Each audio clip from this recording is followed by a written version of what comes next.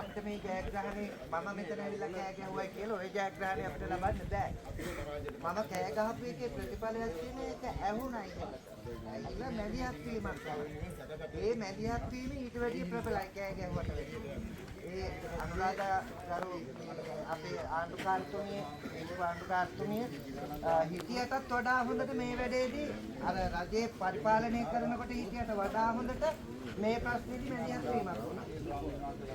ඒකත් එතුමිය ඉදිරිපිටම මම මේ කියන්නේ මොකුත් නෙවෙයි.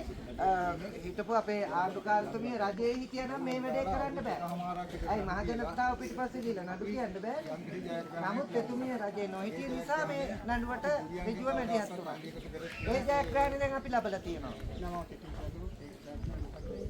දැන් අපිට අවශ්‍ය වෙන්නේ මොකක්ද? ඒවා ඉඩම් කච්චේරියක් කියලා පුනා කියන්නේ මොකක්ද?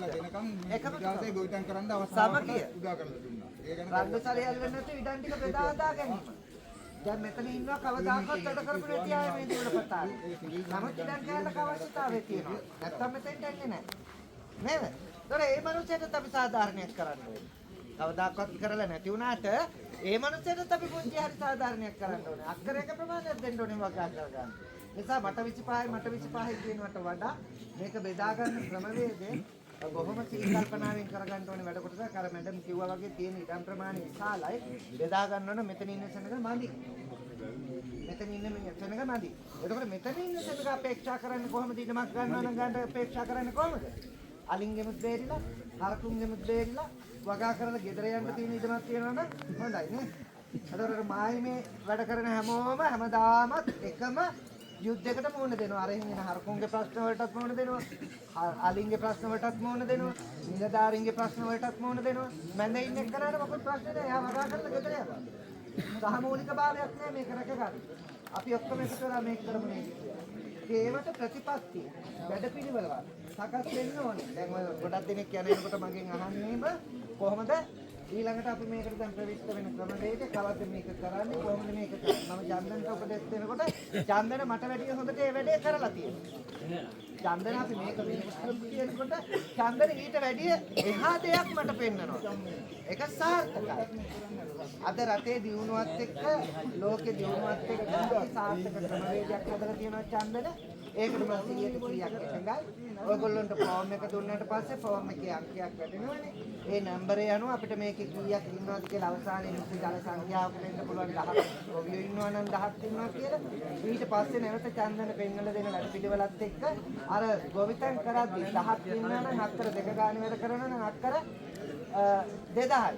එතකොට අක්කර 2000කින් කොච්චර අස්රණක් අපි අරගෙන තියෙනවද? එයා කොහාටද ආයෝජනය කරන්නේ? ඒකෙන් රටට මොකද්ද වෙලා තියෙන්නේ? මේ ගොවියෝ මේ කුඹුරු ඉල්ලන්ට හේතු මොනවද කියලා ආයෙත් අධිකරණයට ඔප්පු කරන්න අවශ්‍ය වුණොත් මෙන්න මේ ගොවියෝ මෙතෙක් මෙලාගෙන තියෙන ඵලය මේ ඔක්කොම රටටයි දායාද කළේ. එහෙමනම් මේක ගොවියන්ට දුන්නට වරදක් නැහැ කියන නීතිමය ප්‍රතිපාදනයක් අපි තුල අපි ගොඩනගාගෙන සිටිය යුතුයි. ඒ නිසා දිනයක් දැම්මද මේගොල්ලන්ට නැවත ආය හමු වෙන්නේ දිනයක්.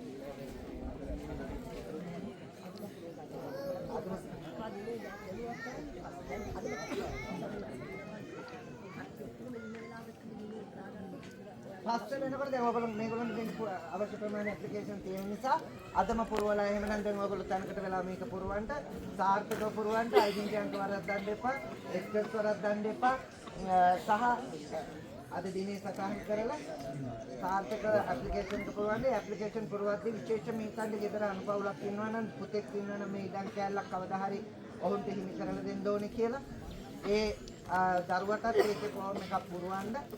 ප්‍රතිදින පුරවන්න ගානට පුරවන්න අක්කර 50 25 දාලා ලැබෙන්නේ නැති වෙයි.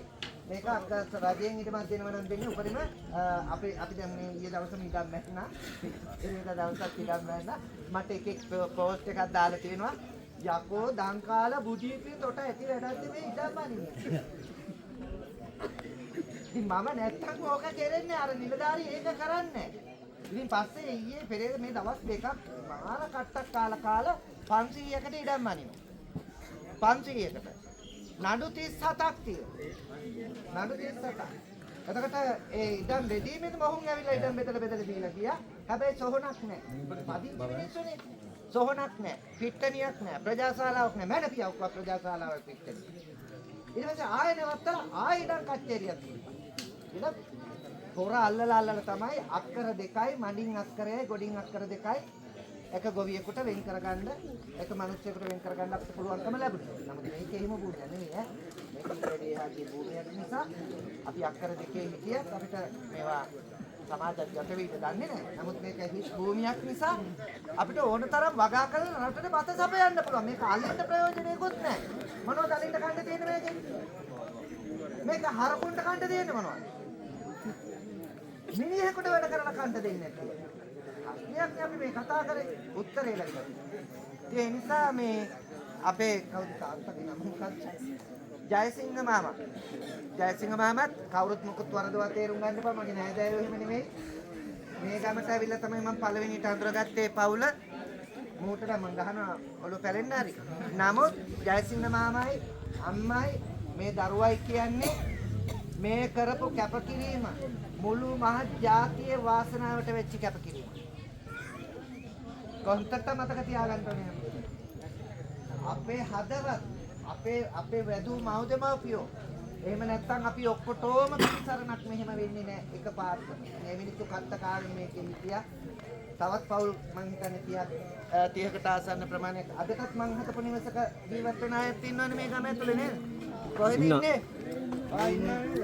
හරි අදටත් දින මම ආඩම්බර වෙනවා පිටුවක් හැටියට. ಜಾති ආඩම්බරයි. එන්දා ඒ මිනිස්සුන්ට කරු කරලා ඒ මිනිස්සු කියන දේ මොකද්ද කියලා හොඳට බුද්ධියෙන් අහලා බලලා ඒ මිනිස්සුන්ට ටොක්කානින්ට දෙන්නේ නැතුව කපා හරින්න නැතුව වෙන කණ්ඩායම් මේකේ හදන්න නැතුව කල්ලි කණ්ඩායම් හදන්න නැතුව වැඩේ කරන්න ඕනේ. ඔය දැන් මුලාගල හම්දුත් විවිධ අදහස් ටිකක් මෙතන කතා කරා. නමුත් එදා මම ගහ ගන්නකොටත් ඔය කට්ටිය මෙතනින් කියන මම ඊටදී ටිකක් ආඩම්බර වෙනවා මේ කතාව අහලා. ඒ ස්වාමීන් වහන්සේලා කරපු ඒ මා 10ක්ම අහලා මම තව සතුටු වෙනවා.